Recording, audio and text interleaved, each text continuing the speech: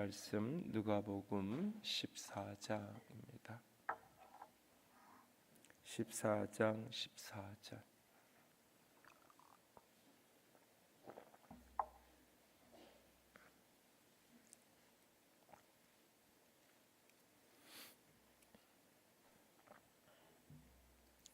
누가복음 14장 14절입니다. 다 함께 읽겠습니다.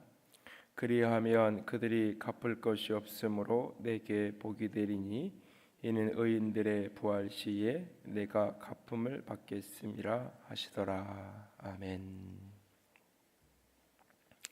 신앙을 가지고 산다는 것은 마치 다른 우주, 다른 세계에 가서 사는 것처럼 그가 사는 삶의 방식, 그가 사는 세계관, 그가 살아가는 가치관의 근본적인 변화가 일어나는 것입니다. 그래서 신앙하며 사는 것이 결국 삶의 열매로 드러난다고 할 때에 그것은 어떤 신앙적 행위, 다른 말로 일반적으로 표현하는 말로 바꾸면 종교적인 어떤 행위를 열심히 하게 되는 것으로 나타나는 것이 아니라 신앙의 가치는 결국 그 사람의 삶이 어떤 관점을 가지고 어떤 가치를 가지고 살아가게 되느냐라고 하는 그런 변화 속에 드러나야 하는 것입니다.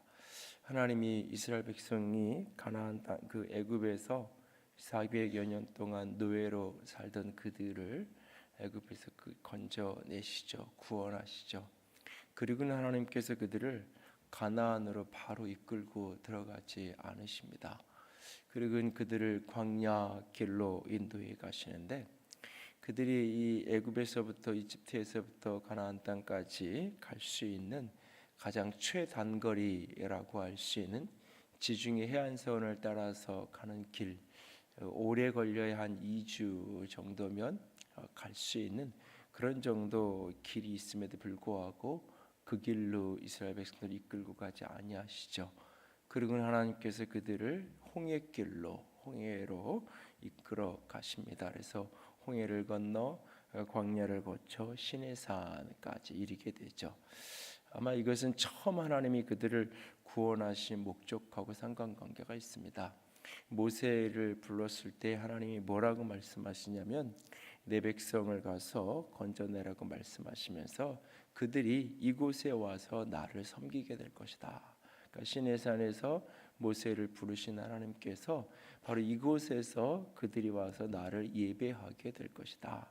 그러니까 모세가 이제 바로에게 가서도 하는 이야기가 하나님께 가서 예배하고 하나님을 섬겨야 된다. 우리를 보내라. 그러니까 이스라엘 백성들이 애굽에서 나오는 궁극적인 목적이 하나님을 예배하고 하나님을 섬기는 것인 것을 표현하고 있는데 그 하나님을 섬긴다, 하나님께 예배한다라고 하는 그 말은 좁은 의미에서 어떤 절차를 따라서 종교적인 신을 섬기는 어떤 행위를 한다는 의미가 아닙니다. 그것은 바로 하나님을 섬기는 삶을 살아가게 되어지는 일상의 삶을 하나님을 향한 예배로 살아가게 되는 그런 어떤 사람들, 그런 백성들을 만들기 원하시는 거예요. 그래서 그들을 그 시내산으로 이끄시고 거기에서 하나님이 그 백성들에게 율법을 주시고 성막을 허락하시게 되어지죠. 그리고 그 성막 속에서 이루어져야 될 제사에 대한 이야기를 레위기서에서 하게 됩니다. 율법은 구원받은 백성이 어떤 가치를 가지고 어떻게 세상을 살아가야 하는가. 그런데 그렇게 때로 살아갈 수 없는 그런 어떤 자기 한계를 직면하고 자기 죄악을 직면하고 자신의 악함과 연약함을 만나게 될 때에 그것을 어떻게 하나님 앞에 그 동물의 피를 사용해서 하나님 앞에 속지 않은 제사로 하나님께 나아갈 것인가. 결국 애굽의 가치를 따라 살던 사람들이 다른 세계관을 가지고 다른 가치를 가지고 살아야 되는 것, 그들이 구원의 모습인 것을 우리는 기억해야 합니다. 그러니까 애굽에서 다 살던 그들이 애굽에서 구원받았지만 대부분의 출애굽 1세대가 결국 그 광야에서 다 죽게 되어집니다. 그들이 광야에서 죽게 되는 중요한 이유 가운데 하나는 그들은 애굽에서 나왔지만 그들 속에 있는 애굽이 빠져지질 않았어요. 애굽에서 나왔지만 여전히 그들은 노예였어요. 애굽에서 나와서 자유인이 되었지만 자신의 삶을 능동적으로 살아가지 못하고 자유인이 되었지만 여전히 그들은 노예예요. 자유인이 되었지만 여전히 삶의 환경을 자신이 개척하고 뚫고 나가는 것이 아니라 여전히 원망하고 불평하고 투덜거리고 끊임없이 그 속에서 광야의 삶 속에서 그들은 삶의 가장 중요한 모습 가운데 하나는 끊임없이 원망하는 거예요. 끊임없이 불평하는 거예요. 그 노예의 근성 애굽적 가치를 여전히 가지고 광야를 살 때 그들을 가나안으로 들여보낸들 가나안은 또다시 광야가 될 뿐이에요. 가나안은 또다시 지옥이 될 뿐이에요. 그 대표적인 모습이 결국은 가나안에 들어갔지만 결국은 죽고 말았던 아간의 모습에서 발견되는 겁니다. 그는 가나안 땅에 들어갔지만 가나안을 누리지 못해요. 가나안 땅을 들어갔지만 그는 가나안 땅 사람으로 축복의 사람으로 살지 못해요. 왜냐하면 여전히 그는 애굽을 사는 사람이었어요. 여전히 내 것을 움켜쥐고 한번 움켜쥐면 놓을 줄 모르고 끊임없이 더 높은 자리로 더 많은 권력과 힘과 권세를 가진, 그래서 끊임없이 사람을 부리는 자로 살아가기 원하는, 그것이 성공이고 그것이 복받은 인생이라고 이야기하는, 율법의 모든 가치의 중심은 하나님을 향한 사랑, 이웃을 향한 사랑이라고 이야기하고 있어요. 율법의 모든 가치는 정의와 공평이고 율법의 모든 가치는 강한 자가 약한 자를 섬기는 거고 율법의 모든 가치는 가진 자가 가지지 못한 자를 섬기는 것이고 나누는 것이 율법의 모든 가치의 핵심이에요. 율법의 내용들은 사람들이 이렇게 올가매고 가두기 위한 것이 아니라 그 율법의 기준들을 따라가면 따라갈수록 결국은 모두가 함께 공유가 이루어지며 함께 살아가는 그런 나라, 약하고 소외된 자를 끊임없이 하나의 공동체로 품어내는 그 사랑이 구체적인 일상에서 드러나는 세계, 그것이 바로 율법의 내용을 따라가는 삶의 모습이에요.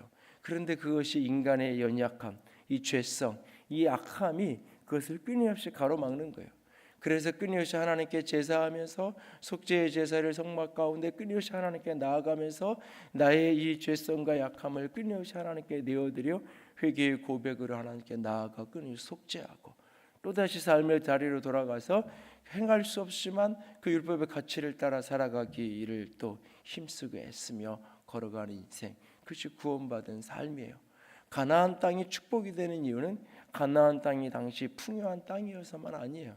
가나안 땅의 축복이 되는 이유는 그곳에서 서로가 서로를 애굽의 그런 힘과 권력으로 짓밟고 살아가는 세상이 아니라 힘 있는 자가 약한 자를 그렇게 끊임없이 지배하는 세계가 아니라 서로가 서로를 사랑으로 품는, 그렇게 살아가는, 한 번 주인이면 영원히 주인이고 한 번 노예면 영원히 노예가 되지 않는, 성경 속에서 한 번도 이루어지지 않았지만 하나님이 가지고 계신 가장 큰 소원 가운데 하나가 희년의 율법, 모든 세계가 50년에 한 번씩 모든 것이 다 빛이 다 탕감되어지고 모든 노예들이 다 해방되어지는 그런 세계, 하나님은 말씀하셨지만 한 번도 이스라엘 역사 가운데서 이루어지지 않았던 세계, 그것이 하나님이 원하시는 율법의 궁극적인 완성의 모습 가운데 하나예요.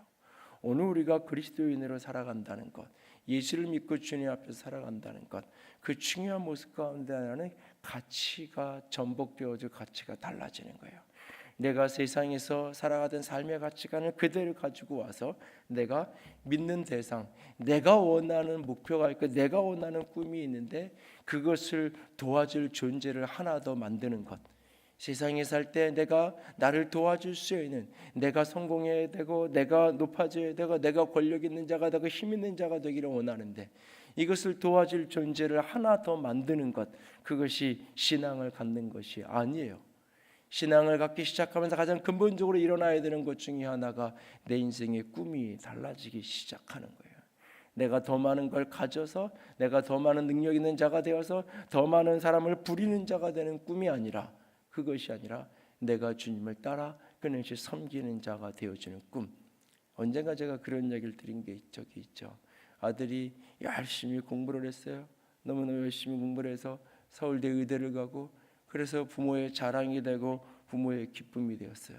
그런데 어느 날 그 아이가 아프리카 단기 선교를 한번 갔다 오더니 자기는 아프리카 의료 선교사로 나가겠다라고 자원을 하는 거예요. 저는 의사 시험이 끝나고 나면 나는 바로 아프리카에 가서 평생을 아프리카에서 나는 그렇게 의료 봉사를 하면서 선교사를 살아가겠습니다. 신앙생활을 너무 잘하는 것을 알려진 부모는 이렇게 이야기하죠. 내가 너에게 예수 열심히 믿으라 그랬지, 교회 열심히 다니라 그랬지, 언제 엄마가 예수님 따라가라 그랬냐고. 열심히 믿어서 세상에서 성공하는 네 인생을 잘 도와주는 존재를 얻어서 그분 의지해서 그분의 도움으로 세상에서 성공하는 사람들아 그랬지, 언제 예수님 따라서 살아가라고, 예수님 닮아가라고, 예수님 따라가라고 이야기했냐고. 농담 같은 이야기지만 많은 것을 생각하게 하는 이야기입니다. 많은 것을 생각하게 하는 이야기예요. 오늘 예수님이 하시는 이야기 중에 우리에게 물질을 나누는 것에 대한 이야기를 합니다. 잔치집에서 초청받아서 방문했던 그 이야기를 하면서, 잔치집에 가서 상석에 앉지 말고 말석에 앉으라는 그 이야기를 하면서 이런 이야기를 하세요. 점심이나 저녁이나 누군가에게 내가 베풀거든 벗이나 형제나 친척이나 부한 이웃을 청하지 말라. 두렵건대 그 사람들이 너를 도로 청하여 내게 가품이 될까 하노라. 내가 누군가에게 식사 대접을 하는데, 초청해서 내가 식사 대접하는데 내 친구나 내 형제나 부한 자를, 이웃을 초대해서 섬기는 것 두려워야 된다. 왜? 너에게 가품이 될까. 그 사람들이 너에게 다시 갚을까 봐 두려워하라고 이야기해요. 이게 두려워할 일인가? 내가 2번, 3번 사면 저 사람이 적어도 한 번은 밥을 사는 게 정상인 것 같은데, 내가 누군가를 열심히 잘 만나다가 교제하다가 저 사람은 오래 교제하면 안 될 것 같아. 그리고 다 잘 안 만나는 사람, 왜? 내가 3번, 4번 사면 적어도 한 번은 점심을 살 줄 아는 사람이 되어야 할 텐데 여전히 그렇지 못한 사람, 저런 사람 나는 만나고 싶지 않아. 이게 어쩌면 정상적인 모습일 텐데 너에게 가품이 될까 봐 두려워하라고 이야기해. 오히려 13절은 잔치를 베풀거든 차라리 가난한 자들, 몸 불편한 자들, 저는 자들, 맹인들을 청하라. 이것은 단순히 가난한 자라는 이야기가 아니에요. 갚을 능력이 없는 사람, 내게 무엇인가를 갚을 수 있는 힘이 없는 사람, 그 사람에게 그들에게 베풀어라 이야기하고 있어요. 그러면서 오늘 함께 읽은 14절, 그리하면 그들이 갚을 것이 없으므로 너에게 복이 되리니. 그들이 갚을 것이 없기 때문에 오히려 너에게 복이 된다. 왜? 이는 의인들의 부활 시에 내게 갚음을 받겠습니다. 의인들의 부활 시에 너에게 갚음이 있을 것이기 때문에, 다른 말로 이야기하면 하나님이 너에게 갚아주실 것이기 때문에 라고 이야기하는 거예요. 하나님이 너에게 갚아줄 것이기 때문에. 세상에서 내가 베풀었을 때 그것이 이 땅에서 갚음이 되지 않았을 때 그 남아있는 것은 하나님이 너에게 갚음이 되기 때문에. 골로새서에 보면 직장 생활에 대한 주인과 상정과 종에 대한 그런 어떤 일과 관련된 말씀을 주는 골로새서 3장에 보면 너희의 상이, 특별히 이 종들이 받는 상, 거기서 상이라는 것은 요즘 말로 바꾸면 월급이죠. 그 월급이 하나님께로부터 받는 것이다. 하나님께서 갚으시는 것이더라고 이야기해요. 무슨 얘기냐? 내가 일한 것만큼 받지 못하는 게 있다면 그것은 하나님이 아직 갚지 않으신 게 있는 거예요. 남은 게 있는 거예요. 그 남은 건 하나님이 나중에 정산할 때가 반드시 있을 거라고 이야기하는 거예요. 내가 누군가에게 베풀고 그것을 이 땅에서 다 받는다면 저 하늘에는 아직 남는 게 없다라는 거예요. 내가 여기서 다 받으면 하늘에 쌓아놓은 남은 것이 없다는 거예요. 근데 이 땅에서 내가 받지 못한 게 있으면 그곳에 하나님의 갚음이 되어지는, 하나님이 갚으실 쌓아놓은 것이 있다라는 것이요. 자기 능력만큼 사는 인생이 아니라 하나님이 돕는 인생, 하나님이 돕는 인생. 요즘 아이들 공부를 이야기하고 대학 가는 이야기라면서 농담 반 진담 반 그런 이야기를 하잖아요. 할아버지의 재력하고 아버지의 무관심하고 엄마의 정보력하고 이 3가지가 묶이면 좋은 대학 간다 이런 이야기를 하는데, 그 말의 핵심이 뭐예요? 결국 세상에 좋은 능력을 가지고 잘 도와야 그 길이 열린다라는 이야기라는 거죠. 아니에요. 그리고 그 이야기를 우리는 다 사실은 아니라고 말하면서도 다 믿어요, 자꾸. 그래서 내가 능력, 내가 힘이 있어서 무엇인가를 물려줘야 된다고 끊임없이 생각하죠. 아니요, 하나님이 돕는 인생, 하나님의 가품이 되는 인생, 그것이 복 있는 인생이라고 주님은 말씀하고 계세요. 이 세상에서 가품이 되는 것, 그것이 오히려 될까봐 두려워하라고 이야기하고 있어요. 우리는 누군가 나에게 줄 게 있는 사람에게 투자해야 된다라고 이야기해요. 내가 밥을 살 때도 내가 계산을 하고 하잖아요. 그래서 세상이 이야기하는 공짜 점심은 없다고. 어저께인가도 칼럼 하나를 보니까 구글이 모든 서비스가 무료해지면 사실은 따지고 보면 무료가 아니다. 결국 그 모든 유튜브든 모든 게 다 무료인 것 같지만 거기에 그 구글은 계속 회사가 성장해서 글로벌 회사가 되잖아요. 모든 것을 무료로 하는 어떻게 회사는 계속 커요? 그 수많은 광고를 통해서 수익을 창출하잖아요. 그리고 거기서 파는 그 광고된 물건을 사는 소비자는 내가 구글에 돈을 내지 않았지만 내 그 물건을 사는데 거기에 광고비가 들어갔고 나는 간접적으로 구글에 돈을 다 사실은 내고 있다는 거죠. 공짜 점심은 없다라고. 근데 우리는 공짜로 거저받는다고 착각하지만 그게 아니라고 그런 어떤 경제 교수가 쓰는 칼럼을 보면서 이런저런 생각을 어제도 잠시 했는데요. 세상은 그렇게 얘기하잖아요. 그래서 누군가 내가 이렇게 투자하고 가치 있는 사람에게 이렇게 주고 그래서 그것이 언젠가 돌아오기를 기대하는. 그러나 주님은 우리에게 말씀하시죠. 오히려 이 땅에서 갚을 게 없는 사람에게 내가 구제할 때에 기도할 때에 은밀하게 보시는 하나님께 하라. 특별히 구제할 때 오른손이 하는 것을 왼손이 모르게 하라는 이야기의 핵심이 그거예요. 갚을 것이 없는 사람에게 나누는 자가 되라고 이야기합니다. 그 사람이 내게 갚음이 없는데 온 동네 소문이 났어. 그러니까 칭찬이 돌아오는 거죠. 칭찬으로 갚음이 된 거죠. 그럼 나는 받은 거예요. 내가 그 사람에게 10,000원을 줬는데 10,000원이 돌아오진 않았어요. 그러나 10,000원 이상의 칭찬이 돌아왔어. 10,000원 이상의 명예가 내가 돌아왔어. 세상에서 이미 다 받았다고 이야기하는 거예요. 하나님이 갚을 게 없다라고 이야기하는 거예요. 그러나 이 세상에서 내가 받지 못할 때 주께로부터 갚음이 있을 것이다 라고 말합니다.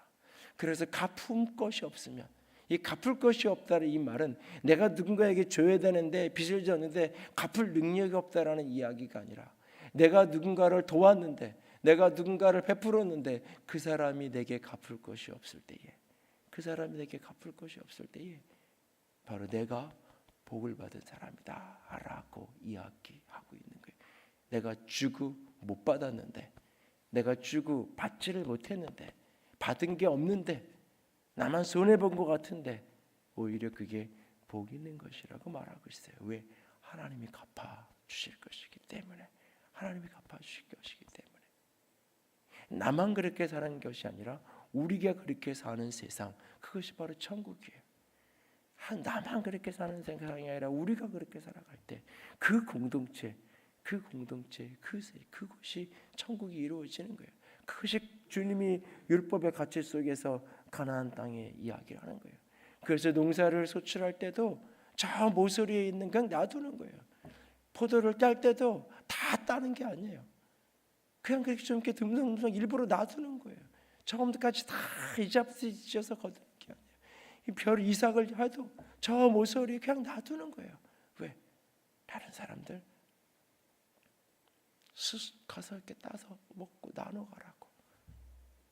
그렇게 공동체가 함께 살아가는, 내가 누군지 모르는 사람, 갚을 것이 없는 사람이 지나가다가 그것을 따먹고 그것을 거두어가서 살아가라고. 오늘 우리가 사는 세상에서 우리가 다시 한번 내가 신앙인으로 산다는 것, 예수를 믿으며 산다는 것, 나는 어떤 가치와 세계관과 기준을 가지고 오늘은 살아가고 있는지 다시 한번 우리 자신들을 돌아볼 수 있기를 원합니다. 갚을 것이 없으므로 너에게 복이 있다. 오늘도 누군가에게 베풀고 받지 못한 것 때문에 너무나 억울하고 힘든가요? 오늘 하나님을 바라볼 수 있기를 원합니다. 주님이 말씀하십니다. 내가 복 있는 사람이다. 내가 복 있는 사람이다 라고 말씀하십니다. 그 주님을 오늘도 바라보면서 오늘을 걸어갈 때 주님께서 우리에게 가품이 되어 주실 것입니다. 가품이 없는 인생에게 우리 주님이 가품이 되어 주십니다. 주님께서 가품이 있는 인생, 그 사람이 복 있는 인생이에요. 그러기 위해서는 이 땅에서 갚을 것이 없는 사람에게, 내가 하나님께 헌금했더니 그 다음 날로 월급이 오르고, 내가 하나님께 믿음으로 결단하고 드렸더니 그 다음 날로 매출이 2배가 일어나고, 그러면 헌금을 안 할 사람이 아무도 없어요. 사실은 다 할 거예요. 그런 간증들이 넘쳐나기 시작하면. 근데 아니요, 드렸지만 여전히 나는 빈손일 때가 너무나 많아요. 드린 만큼 내 주머니는 비어있는 공간, 드린 만큼 나는 생활을 분명히 줄여야 해요. 그런데 그것이 복이라고 말하는 이유는 하나님이 가품이 되기 때문에, 오늘도 하나님이 가품이 되는 인생, 하나님 앞에 심고 하나님 앞에 드리는, 그것이 내 곁에 있는 갚을 것이 없는 인생들에게 나누는 삶이라는 사실을 잊지 않고 믿음의 여정을 떼어갈 수 있기를 주님의 이름으로 부탁을 드립니다. 함께 찬양합니다. 나 가진 재물 없으나, 나 남이 가진 지식 없으나. 송명이는 평생을 그렇게 내성바비로 살아가면서도 하나님이 공평하다고 이야기합니다. 왜냐하면 나는 남이 갖지 못한 것을 가졌기 때문에. 그리고 오늘도 하나님 앞에 감사로 노래하며 나아갑니다. 애굽을 사는 사람, 노예 근성을 가지고 사는 사람, 끊임없는 원망과 불평으로 살아갈 뿐입니다. 끊임없이 내가 이렇게 했는데 왜 나한테 돌아오는 게 없냐고 계산할 뿐입니다. 아니요, 여전히 주님께 감사하며 고백하며 나아가는 우리가 되기 원합니다. 함께 찬양합니다. 나 가진 재물 없으나,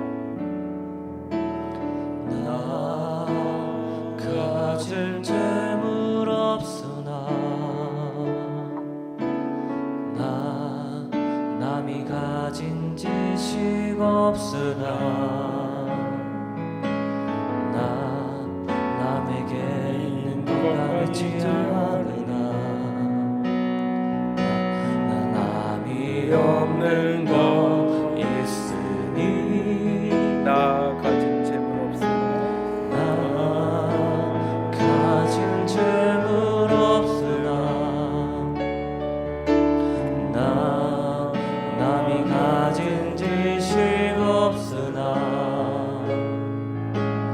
나 남에게 있는 건강 있지 않으나,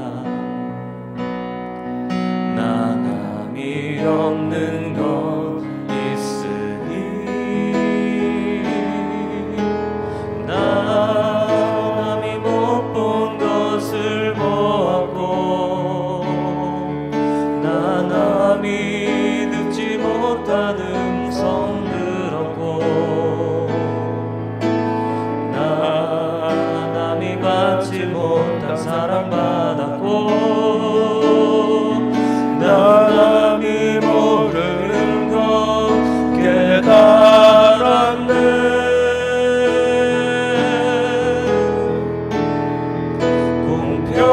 공평하신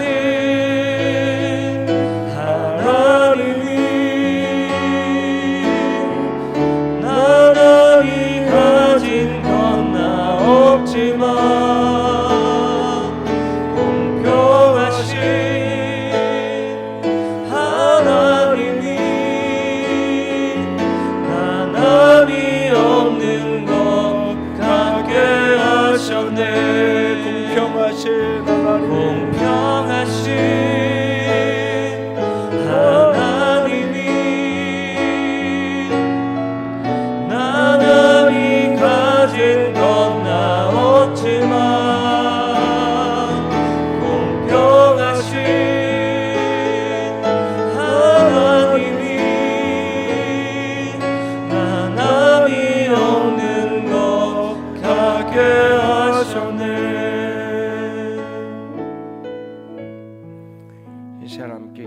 이렇게 원합니다. 이스라엘이여 너는 행복한 사람이로다. 여호와의 구원을 너같이 얻은 백성이 누구냐? 그는 너를 돕는 방패시요 내 영광의 칼이로다. 주님이 오늘 우리 가운데 말씀하십니다. 너는 행복한 자로다. 여호와의 구원을 너같이 얻은 백성이 누구냐? 내가 너를 돕는 방패요 내가 너의 영광의 칼이시로라고 말씀하십니다. 그가 나를 그렇게 구원했는데 그럼에도 불구하고 오늘 우리는 또다시 무엇인가를 더 움켜쥐기 위해서 무엇인가를 더 쌓을 수 없다고 우리는 또 원망하고 불평하며 내 인생이 왜 이렇게 초라하냐고 오늘도 그렇게 원망하며 내 삶의 자리를 여전히 지옥으로 만들어가고 있지 않나요? 애굽을 떠나왔다고 말하면서도 나는 구원받은 백성이라고 말하면서도 오늘도 내 삶의 자리를 지옥으로 만들어가고 있지 않는지요? 주님 움켜주신 오늘 놓으렵니다. 주님께 가품이 있기에 주님이 나의 방패요 주님이 내 영광의 칼이시기에 주님 오늘도 행복자로 주님께 감사하며 노래하며 살아가기를 작정합니다. 주여 주여 나는 행복한 사람입니다. 고백하며 기도하며 나아갑니다.